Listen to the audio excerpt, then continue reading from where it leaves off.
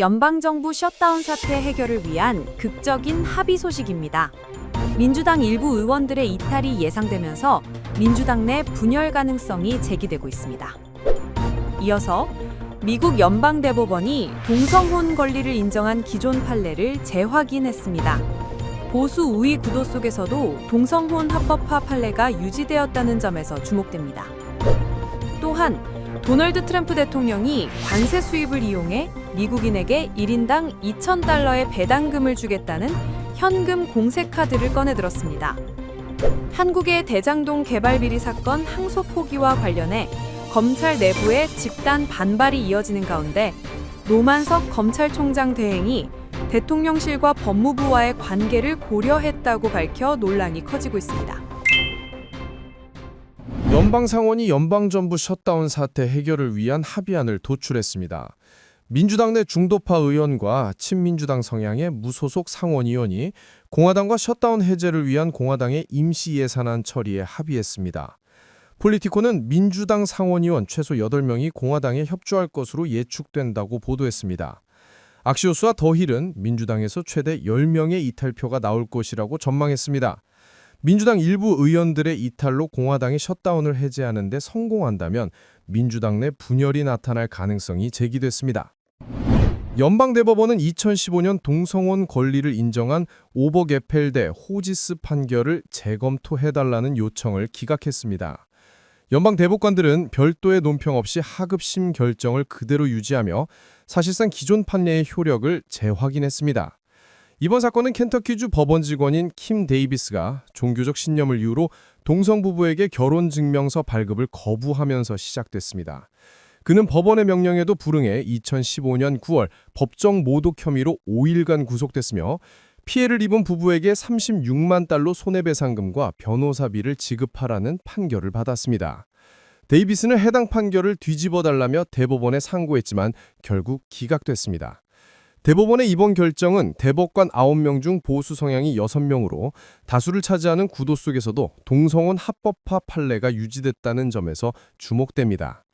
미국 내 동성혼은 2015년 6월 대법원이 주 차원의 동성혼 금지법을 위헌으로 판단하면서 합법화됐습니다. 도널드 트럼프 대통령이 관세 수입을 이용해 미국인에게 1인당 $2,000의 배당금을 주겠다고 약속했습니다. 연방대법원에서 심리 중인 상호 관세 재판의 전망이 어두워지자 현금 공세로 여론전에 나섰다는 평가가 나오고 있습니다. 트럼프 대통령은 소셜미디어를 통해 관세로 인한 혜택을 열거하면서 고소득층을 제외한 모든 이에게 최소 $2,000의 배당금이 지급될 것이라고 약속했습니다.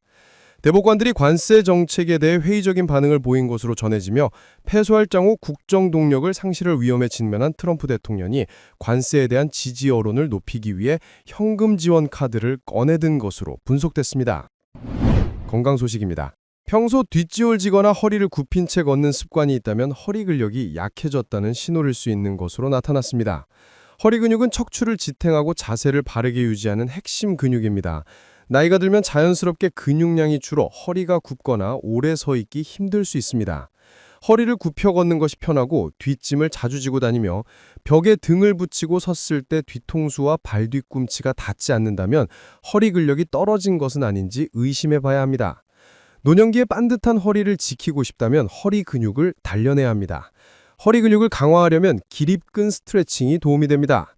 두 손으로 허리 높이의 구조물을 잡고 엉덩이를 뒤로 빼며 상체를 천천히 숙입니다.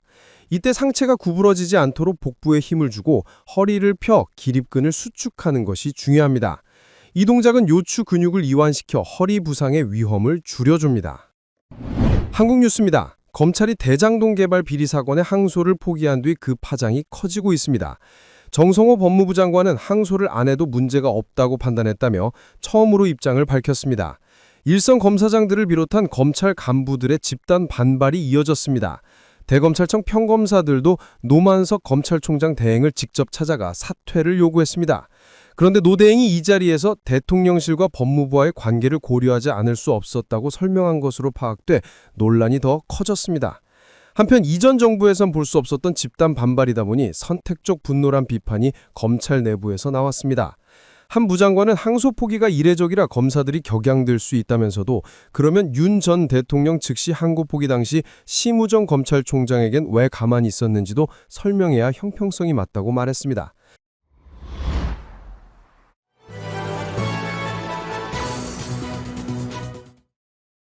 이상으로 오늘의 뉴스 읽어드렸습니다. 고맙습니다.